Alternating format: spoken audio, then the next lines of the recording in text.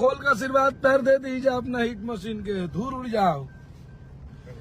बहुत बढ़िया रिस्पांस बा।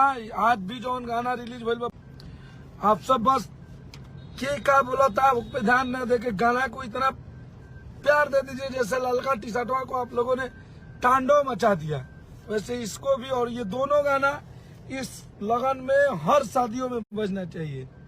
आप ही लोग के शिकायत रहनू कि हिट मशीन के भैया गाना कम होता है, कम तो झेले के भाई अब तो आवते। तो आपको बता दें भोजपुरी की सुपरस्टार खेसारी लाल यादव के राइटर अखिलेश कश्यप जी का यह वीडियो सोशल मीडिया पर काफी तेजी से वायरल हो रहा है, जिसमें देखा जा सकता है कि वे भोजपुरी की सुपरस्टार खेसारी लाल यादव के सॉन्ग की अपार सफलता को लेकर काफी खुशी नजर पड़ते हैं। और खुशी भी होना लाजमी है खेसारी टीम के लिए, क्योंकि भोजपुरी की सुपरस्टार खेसारी लाल यादव के फैंसों ने इतना इस सॉन्ग को प्यार दिया है कि अगर किसी बड़े चैनल से रिलीज किया होता तो अभी यह गाना ट्रेंडिंग लिस्ट में जारी हो गया रहता, परंतु एक छोटे चैनल से रिलीज होने के बावजूद भी यह सॉन्ग अब लगभग 5 घंटे के अंदर रियल व्यूज 1 मिलियन प्राप्त कर लिया है।